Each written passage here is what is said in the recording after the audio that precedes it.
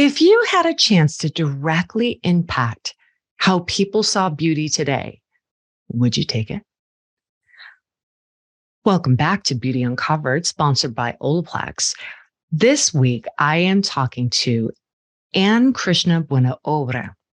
Now, she's a plus-size model who has done a lot of great campaigns with big names, but also she's working behind the scenes when it comes to the marketing and how we all see beauty out in the world. Now, if you had an opportunity to really change the way the industry is, would you take it? I think I would, personally. But what I find is fascinating is that here is a new generation of women that are getting into the beauty industry that are really focused on making sure there is inclusivity, diversity in beauty, radical self-acceptance. These are all things that I definitely can get behind. So having this conversation has meant so much to me, and she is very exciting. I have to say, I can't wait to see the kind of waves that she's going to be making in the news in the future. With that being said, let's get started. Krisha. All right. So right away, I want to know, how did you get your name? Because that is gorgeous. We were just saying, I'm like, oh my gosh, it's so pretty. Yeah. So my parents are from the Philippines. And Filipinos have two first names. Like mine is Krisha. My sister is Ariane May. My brother is Aaron Ivan. Like, I don't know. We just have two first names. And then you take your mom's maiden name and then your dad's last name. So two first names, two last names. My mom lived in Saudi Arabia for some time and she was a nurse there. And she said she got Krisha from there. I don't really know why or how. She doesn't remember. She just knows she heard it and loved it. I actually think it's Hindu. Yeah, I think it is. Mm-hmm. It's beautiful, though. Yeah. I love that. So we were discussing, because Beauty Uncovered has always been about beauty inside and out, right? Mm-hmm. It's that complete thing, because I mean, I've seen in my chair someone that is getting a transformation and you see everything just glow up, and it's not just a cosmetic thing. It affects you on the inside, but in so many ways, there's so much more than that, which is why we try to hit all kinds of things, mental health and emotional health and physical health and all the things. And I'm excited that we get to talk to you today, because you have gotten into the beauty industry and you are speaking to true beauty, which is something that I wish I had when I was younger. So first of all, I want to say thank you. Oh, thank you. Thank you. That's so sweet. Now, I have to ask, because I know that you went to school in college, you were international business major and dance, but then you jumped into beauty and fashion and that whole world. What was the catalyst of that? Honestly, when I look back at my international business degree, I think I just did it because I needed to do something, right? I come from a Filipino family, and, security is a big part of kind of where our paths lead us. And my parents really wanted me to be a nurse, be a doctor, do something that was really, really undeniably secure, right? And so I went to school and I was like, well, maybe I'll do business, right? Because my parents have to admit that business is a big part of how people live and make money in the United States. So it was kind of my way of just appeasing their worries for whatever I was going to do in school. But I genuinely didn't really know how I was going to, end up with that degree, or what was going to happen. I danced because I love dancing, but I've always just loved fashion and beauty since I was in high school. I used to sew my own clothes. And I would play with my mom's Mary Kay and all of that stuff. So, the degree wasn't anything except just a cover up for what I really wanted to do, I guess. So right when I graduated, I always knew I wanted to be in fashion or beauty. But international beauty is not exactly an easy course that you just kind of coasting by. Yes. That must have been hard. No, yeah, it was. And I will say it did help set me up for success within the fashion and beauty industry because 95% of this industry is business. Yeah. That 5% of creativity fuels it. But honestly, that 95% is what makes it happen every single day. But yet you use so much of your creativity in your work. I mean, yes, business is a huge part of it. And I know that even on my side, but still your voice, even right down to your body and in modeling, all of that is an aspect of creativity. I've seen some of your writing. It's beautiful. Thank you. Thank you so much. I mean, when you've gotten into the beauty industry, I mean, obviously we all know that for the most part, there is a societal standard that's out there, right? I mean, for years and years, when I was younger, I always knew I was never going to achieve that standard. So, I mean, for a lot of us, we felt subpar, like we weren't enough. I'm grateful that as I got older, I recognized that it was more than that, but I still saw it in the industry that a lot of people were not looking at that true beauty. What was your experience with it, and what made you kind of go into the industry with your own unique voice? For me, I similar to you, for so much of my life, I always felt like I was trying to reach that standard that we're constantly being fed, right? And I think there was just a point in my life where I was like, I will never be that because it was not made for me. It was not made in my consideration. And for a lot of people, it wasn't made for us to be. And I realized like what I really yearn for is within beauty is self-acceptance, right? Like I just want to feel beautiful, but there are so many caveats to how what it meant to feel beautiful. And I was just tired of it. I was just tired of it. To you, what would you be considering as the definition of true beauty? I believe true beauty is ownership. It's ownership of self, of who you are, what you've done, who you will become. And yeah, living in full acceptance of you, owning the face that you have, the body that you have, and just celebrating it exactly how it is, not trying to manipulate it, but trying to care for it, right? Not trying to shape shift and adorn it in ways that are, appealing to everybody else, but really just for you because it's yours. And with that ownership, it's also accepting the fact that you can be celebrating the body that you're in and still want to improve or work on it.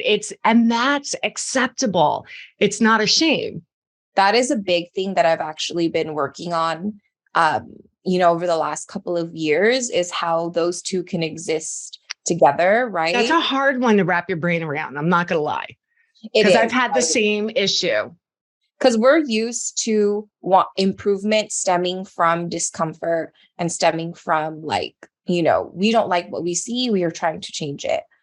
And what I've learned over the last couple of years and how to reframe it so that I still live in acceptance and ownership of myself is like all of those, the ways that I want to improve or change or just, better myself. Actually, I wouldn't even say improve or better, but just honor myself more. Like there are places we just want to honor ourselves more. And it's not that we're doing a bad job. It's just that we now see we deserve more of that. Like, or even just actualizing what we see in our head, what we feel in our heart, and what really resonates with us as a human. And there's nothing wrong with that. Like, I got to be honest with you. I'm not a natural blonde. So I'm thinking if I was to embrace my natural beauty, it would not be this color right now. But it is a struggle because like even when I was younger, it had a lot to do with my weight because I was always, the roly-poly kid, this, that, and that. And it was always a struggle to embrace who I was, but still wanted to change everything. But now as I'm older, and we were talking about this before I pressed record, I was kidding around about how, I'm going to go get Botox. Now, there's this part of me that wants to embrace the fact that I'm aging. Because let me tell you, I have earned every last bit of this age. I Yeah. have worked it. It is wonderful. I actually love this age better than any time in my life, but I don't want the wrinkles. So yeah, I'm going to get Botox. And it's very hard to explain to people that one is not mutually exclusive from the other. Yeah. And that's also a part of ownership, owning the parts and aspects of you that do want a little bit more, that do want to see something different, or have, have a say in your beauty too. That's a big part of it. I think, I say ownership because not everyone wants to just be 100% natural, and that's okay too. I think you just have to be comfortable with yourself at the end of the day and not hate yourself, right? Like, something I tell myself is, I want to love myself to healthy, right? Not hate myself to skinny or to fit or to whatever it might be. And it really does look different for everybody. I'm, getting into my 30s later this year. And so the Botox conversation comes up a lot more. And when I was younger, I used to think like, oh my God, no, like that's for people who That's are, how I used to think. there's a taboo. And then people would try to be like, oh no, it's preventative. But now I'm like, if you want to get it, just get it. It's your prerogative. If it makes you feel good, do it. It doesn't mean you're deeply uncomfortable with yourself. It just means you want a little help in a place that is important to you. Isn't it so strange though? Like, when we're looking at ourselves and we're making decisions for ourselves, we're worrying about what other people are thinking. And yet, if we're not doing right for ourselves and we're not accepting ourselves, they're still judging. So it's like there is a catch-22, like you can't escape that cycle. So at some point or another, you just got to shut it all off. Yeah, 100%. And at the end of the day, you just have to accept yourself because there's always going to be something wrong that you do. So now a lot of people talk about radical self-acceptance, right? Mm-hmm. I've heard this said many times. But what would you say is your definition of it? Because like, it's always very like this vague notion. It sounds really cool, but I'm not entirely sure what that involves. Yeah.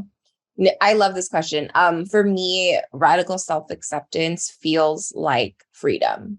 It's freedom from thoughts that might maybe weigh you down or haunt you. It's freedom from self-criticism that, kind of plague your days. I used to walk around constantly criticizing myself.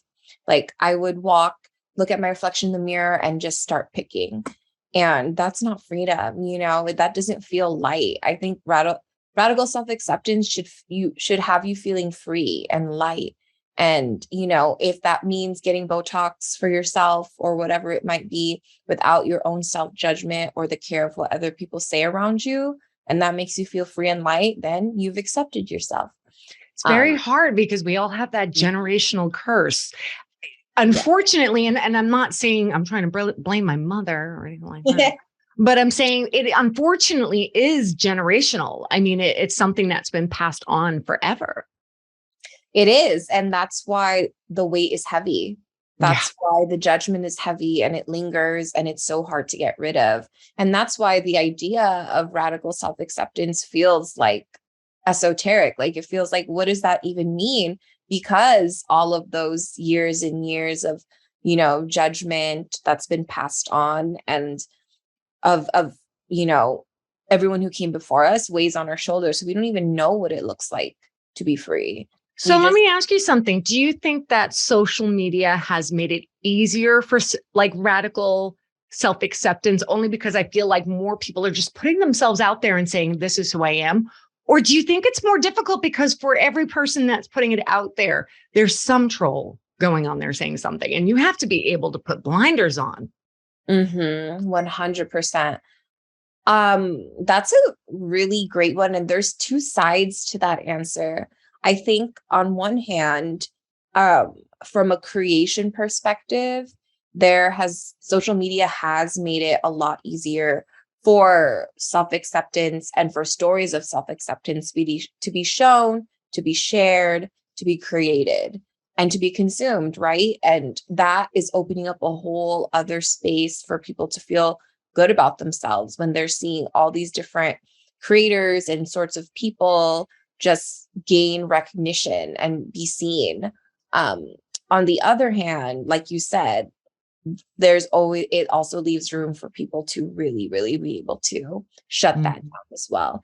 I think social media is always just a mirror of us. And so as much as like we have that space to honor like the braveness and all of that of those who are sharing their story, like we still as individuals have to have our strength and have to have the discernment to like know what to block and push away and know what to let in. It's very hard though, because like I know a lot of people that are so great, they will shut it down, they'll block, they'll move on. Me, I admittedly, anytime I see like a negative comment, I'm tend to kind of think that's a person hurting. I should speak to them, even though they're saying something horrible to me, but it never turns out okay. Like I should just block them. Yeah. Get it out of my psyche. I don't have to be responsible for their issues. I was going to say, yeah, a lot of the time it hurts because we're internalizing it or taking it very personal, or, maybe we put something up for validation and we didn't get it. So now we're in pain. But anytime you're using social to validate yourself, you're setting yourself up for definitely hurt. So you have worked with some of the biggest brands in beauty, the biggest brands. Do you feel that you've been able to kind of, whether they hired you on because of your perspective on beauty, or do you think it's that you were hired and you've kind of like wiggled it in? Which if you have, I appreciate it. Yes. I think it's a combination of both. My favorite thing is wiggling these things in, right? Like you feel like you're pulling one over on somebody. It's kind of fun. Yes, totally. Like being hired for, the strategy, for the knowledge, but then steering them towards this direction of, well, this is how it's going to happen. And these are the stories that you have to tell. And this is the diversity that you have to truly not display. I won't say that, but the diversity that you have to embody if you actually have it. If you don't, take a look at yourself. But it's kind of fun. It's kind of fun to hold a mirror up to some of these really big brands and show them like, this is where everyone's going and here's where you need to catch up.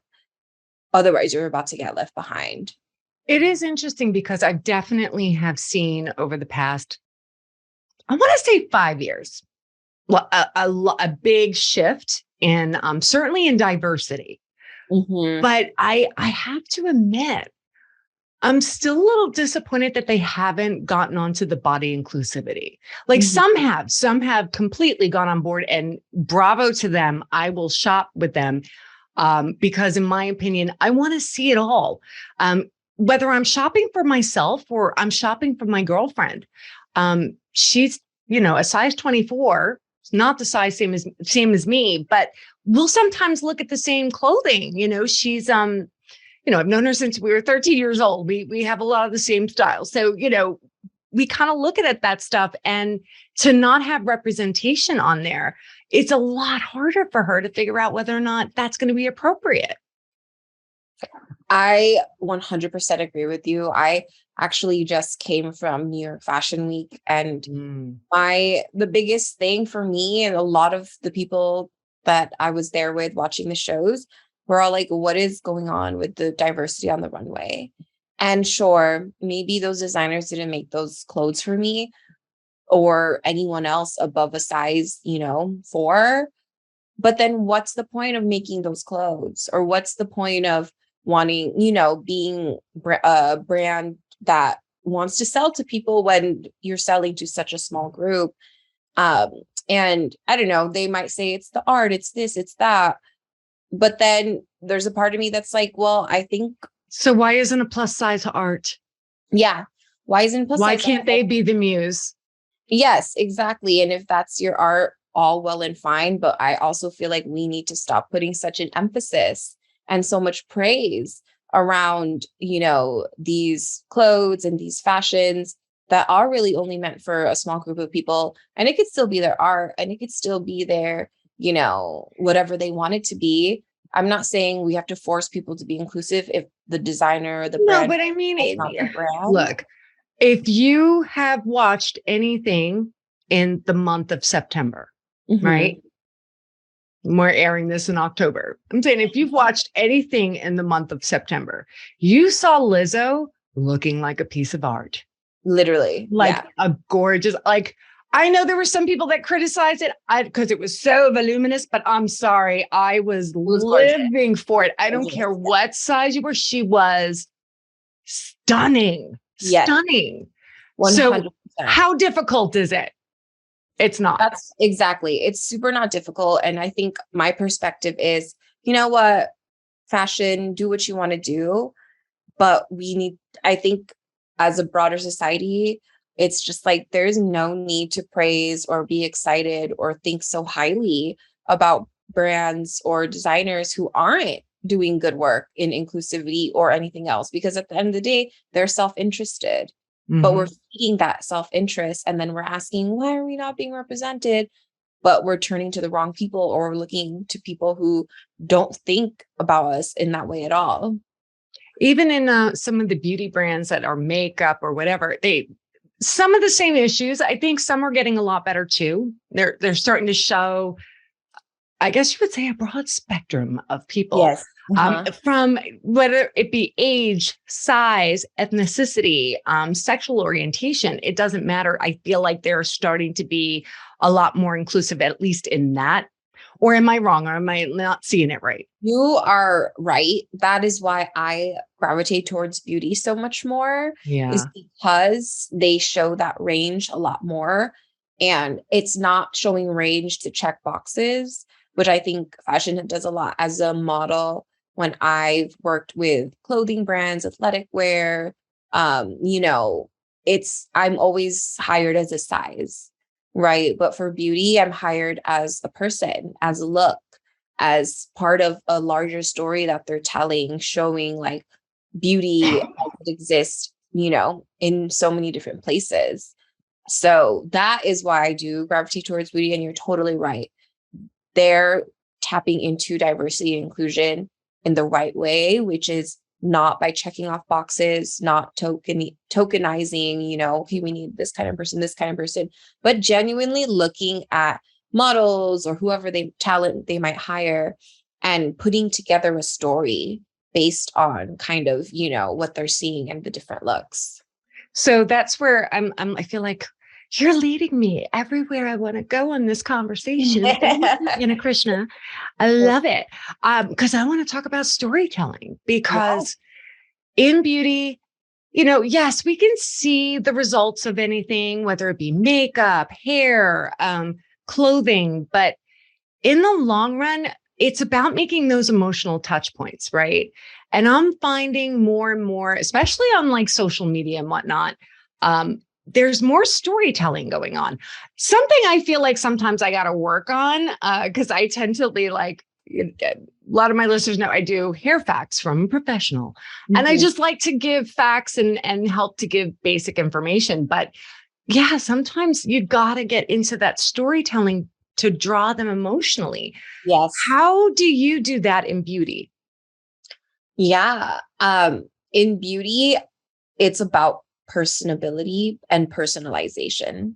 You can't speak to everybody because you don't know everybody. You can't represent everything, because like, even for me as a Filipino, like I never feel or say that I'm representing all Filipinos or I'm doing this for the Filipinos, because I'm not all of them. And I don't even look like most of them or have the same experiences. So I can only really say I'm doing it for me.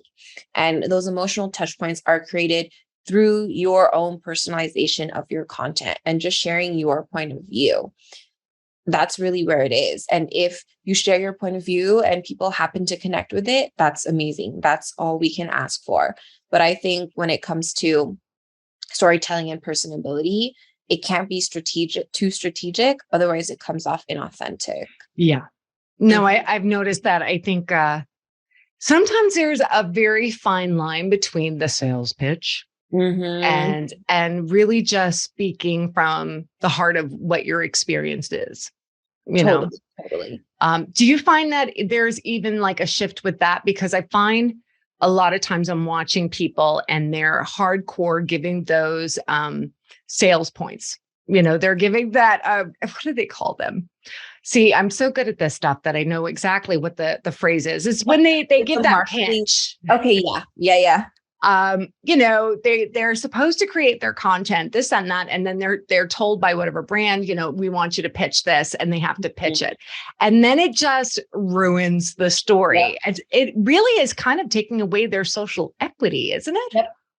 100%. And when I work with brands, I always tell them, I understand that you are meeting specific goals, whether it's for marketing or sales, but the way that things are set up now, especially in social media, is that people can see right through everything. If the core of what you're doing is trying to sell them something and you're trying to wrap it in something, pretty or intimate or emotional, they can tell. So you always have to lead with the emotion or lead with the story, and then let your product or whatever it might be ancillary to it. And I used to work at brands before, working with them. So I know that every brand has a mission, a vision, and values. That is something you can easily personify and put at the center of all your work, because it's still conducive to who you are as a brand, but it's not always centering, this ulterior motive, which is selling stuff. Right. And no, I completely agree. 100%. And I think with creators too, and influencers too, the ones who do the best are really the ones who are being themselves. The ones who are a little bit more contrived and too polished or, too curated, that hasn't done as well anymore. Those are techniques and styles of days past. And social media and the internet has evolved so much that we just can see right through anything and everything. Let me tell you, in the hair industry, the professional hair community, we used to have like an old saying where, a hairdresser always knows when they're being sold to. They always know when they're being pitched. And when they feel like it's coming from a subversive way or an unexpected way like that, they don't appreciate it. So now it's becoming a little bit like that now. It's different.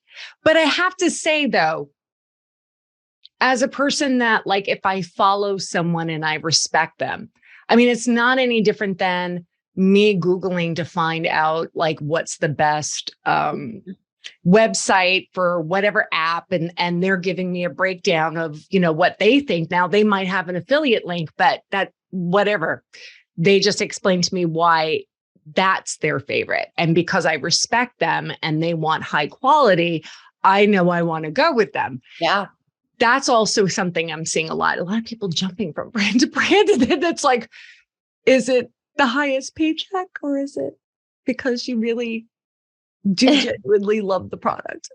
Right? Yeah. I mean, for individuals, they also have to constantly reinforce trust with their audience. And I think something that's, might be hard, at least at the beginning, is when you've built that trust because you're genuinely doing things on your own. And then the offers start coming in. And they look good, they look good. And I totally get it that it can be, how do you balance those two? It's really hard to balance. That's hard. Yeah. Because even on my pages, I mean, I don't know how Olaplex feels about it, but like I talk about hair, I try not to mention Olaplex because I don't want to abuse their trust. However, if someone directly asks me like, hey, how do I do this? And I'm like, all right, look, full disclosure, I work for them, but let me explain. Okay, let's dive in.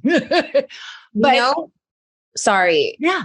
You mentioning disclosure, that is actually one of the biggest and best ways to continue your trust as you grow and as you get bigger and bigger as an individual, as an expert, as an influencer creator, whatever it might be.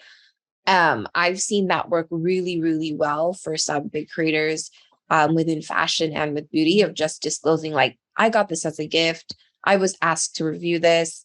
And just being really honest about things. Yeah. I mean, I always give full disclosure, but I also sit there and say, I literally pursued the job 6 years ago. I was a hairdresser. And as soon as I tried it, I was like, I must work for them. So, Honesty, ownership.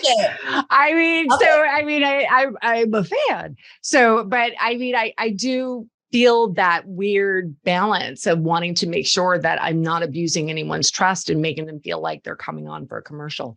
No, you're not. I'm here because I want to help you, Yeah, sometimes that includes Olaplex. So exactly. Yes. it's a hard balance, lady. Oh, Mm. it is a really, really hard balance.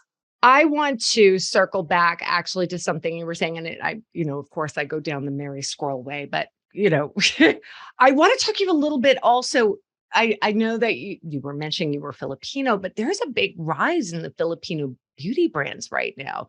I mean, Yeah. what are your thoughts on that? It's very exciting to watch. Oh my gosh, it is so exciting for me because I grew up going home to the Philippines every other year. And I remember the last time I went, which is 2018. Wow. And I was already working in the beauty industry. And I hadn't been, home for a while. So I was like, I want to scope out the scene. And I was really surprised with how many local brands there were, but I was also surprised with how many or how much the beauty industry hadn't changed since I was younger. And Wow. in the Philippines, it's very honestly, it's colonized beauty. The standards are, straight hair, which for the most part isn't even natural to the Philippines. We're an island, we're islanders.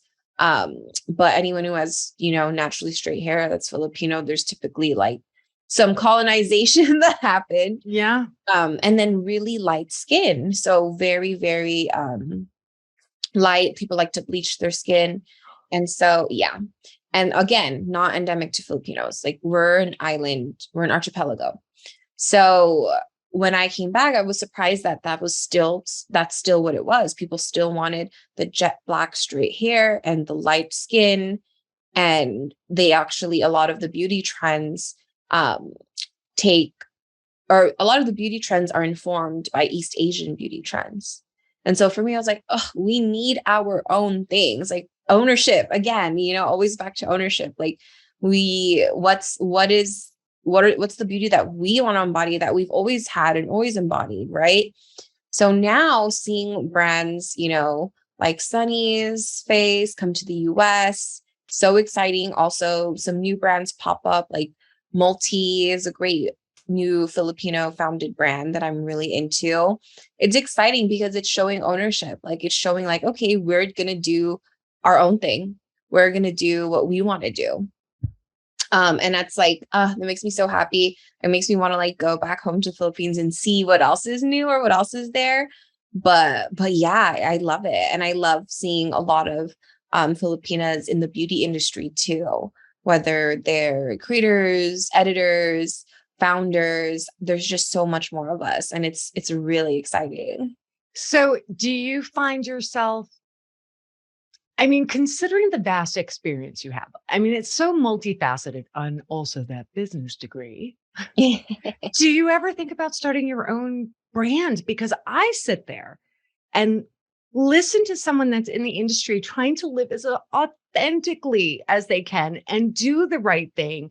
Like Mhm. that's something people want to get behind. Here I'm trying to convince you to make your own brand.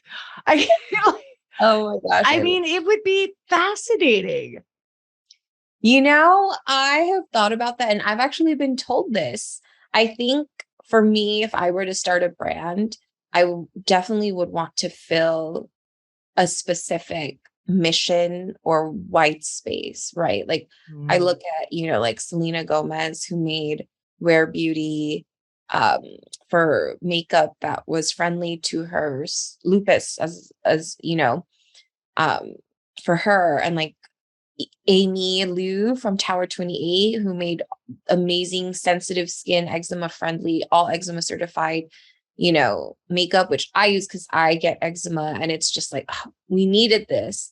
And I would want to, follow in those footsteps of really filling a white space, or at least something, for that feels good to me. I think a lot of brands pop up now as like vanity projects or just cash cows. Could never be me. Could never be me. So I'm super open to having my own brand. I think, when the inspo or the message or the mission comes, I will totally take it on. We're going to put this out in the universe, Anne. Yes. I'm telling you, we have to put this out in the universe because I think we need more people like you in the industry. Oh, and sincerely, I think we need more people like you that have that broad mind, that can look at everything and really see where they can help. Yeah. Thank you so much for coming on today. This was such a phenomenal conversation. I loved it. I know. I feel so good. Thank you.